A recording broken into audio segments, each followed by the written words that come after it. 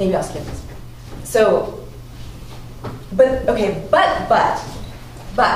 the emphasis put on the working class struggle as this genesis point does something, right? Even if I always perceived it to be a semantic difference.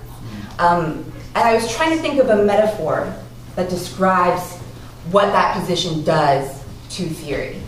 And I couldn't really, but this is what I wanted the metaphor to do. I wanted a metaphor of when something's there, and you know it's there, but you know so well that it's there that you don't ever bother to look at it, right? So it's like, I know it's there, I don't need to look at it, of course it's there, right? And so you never look at it, and then one day you go and look at it, and it's like completely nothing what you thought it was like, right? So this is like how I feel about, the only thing I could think of was maybe relationships, you know, like romantic relationships or love relationships. So like, you know, you just assume the person's always there, and you go back and actually you hate them or they hate you. But I don't know.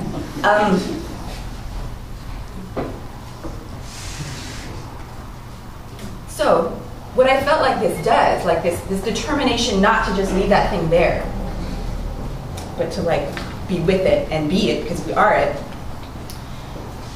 speaks to what I meant to say at the beginning of this, which is that I felt so moved by what is happening here today already. Like I feel like really like, you know, full of, like on the brink with like a lot of emotions already, like after this first session this morning. And I was just sort of flipping through Midnight Oil and looking at some of the things that I'd underlined. I couldn't find the exact quote, but in part of the crisis, the oil crisis, there's a point where it lists all of the countries that have immigrants that went to work in the oil mines. And it lists all of the countries in the hierarchy of the wages. And I wish I had it because I wanted to say the names, but I couldn't find the exact passage. In another point, it talks about 2 Palestinian refugees in Lebanon who drive a Mercedes around carrying fruit around the world, around the Arab world. In another moment, later in the book, there's a description of machine gun carrying police chasing Nigerian students into their dormitories after protesting the World Bank and the IMF.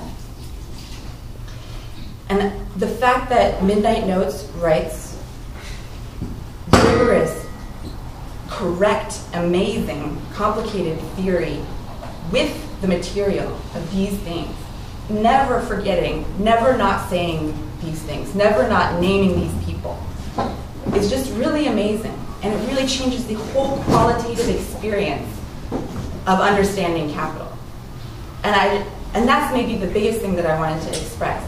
Another example of that for me is reading a lot of Sylvia's work on Nigeria and seeing George and Sylvia present on Nigeria last year at Blue Stockings, and how, you know, how completely you let these things into you in order to motivate and refine your thought and produce your thought. And that like, it fills me up. And so I teach now, I teach undergraduates now, and when I am dealing with issues like the history of the 20th century, you know, working class movements, or when I'm dealing with things like structural adjustment programs, these things are coming, like I remember these things that I've read and what I've heard you say, and they like fill me up and I can feel them inside me, and I try to teach, I don't try to, I have to teach with those feelings. And I just feel like it's just so important. And it's very hard to describe this thing I feel that I'm describing, but this is what I wanted to talk about in terms of what I feel like Midnight has shown for me and done for me. Can I have you over 10 minutes? Got a couple more? Okay. So one of the things that I feel like this perspective reveals in terms of understanding capital is a thing that's also in that zero work piece, that capital rules by division. And a lot of us have sort of talked about that. It's like when you look at these things, you realize that what's going on all the time is division, division, division amongst the working class, amongst waged and unwaged, amongst whatever kind of divisions that we see and feel. And because this truth comes so clearly through the kind of work that Midnight Notes does, the place that they go to in terms of like talking about what should happen or what could happen, and of course I'm talking about Midnight Notes and Friends, because Sylvia, you distance yourself slightly from, intentionally perhaps. And so it produces this concept of the commons and of commoning that's so different from the way that other people talk about the commons and commoning. And it also distances y'all from the perspective of like lots of these like Amherst political economists in terms of going to socialism, like talking about wanting to develop new ways of redistributing goods as the conclusion to this horrible crisis that we find ourselves in. And it almost seems like, first it seems like they have such a crazy lack of imagination that they can't think of anything but saying that. And then second of all, it's like they're expecting a role in deciding how those things work. It's like they're setting themselves up to be one of the people who decides where the things go and who gets what, et cetera, and the best way of making those analyses.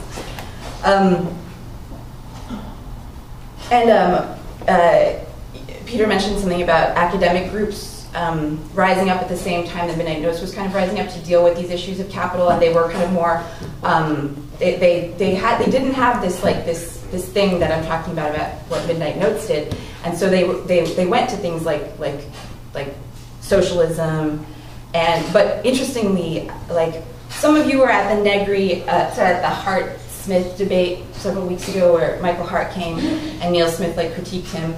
And one really interesting thing was at the end, Jesse asked Hart, what is the commons? It seems like you're saying everything's the commons. So could you at least be a little more specific about what the commons is? And he was kind of like, the commons isn't property. And then we were like, well, what's property? And he was like, property, like you own things. And it was just such a loose understanding of what commons could be and are. And from Midnight Notes works and in this guy, Promissory Notes, there's a really elaborate articulation of the possibilities of what making things common could be, of commoning things.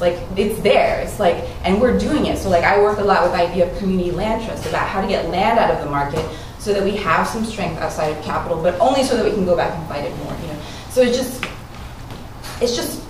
okay. That's that. So finish up now.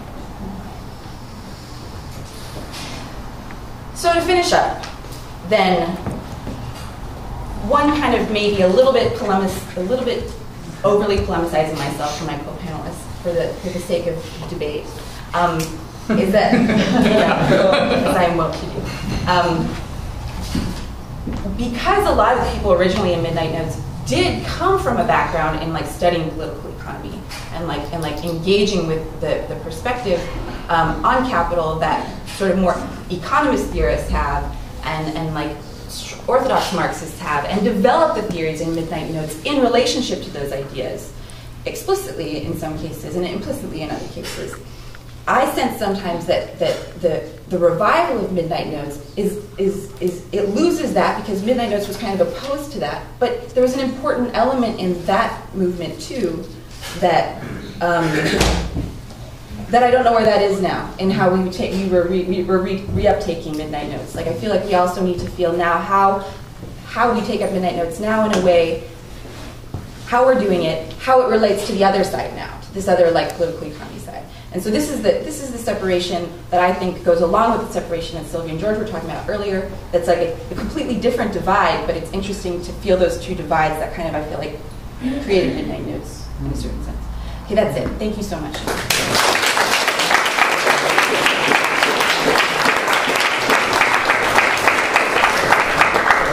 We've got 15 or 20 minutes for some questions. John?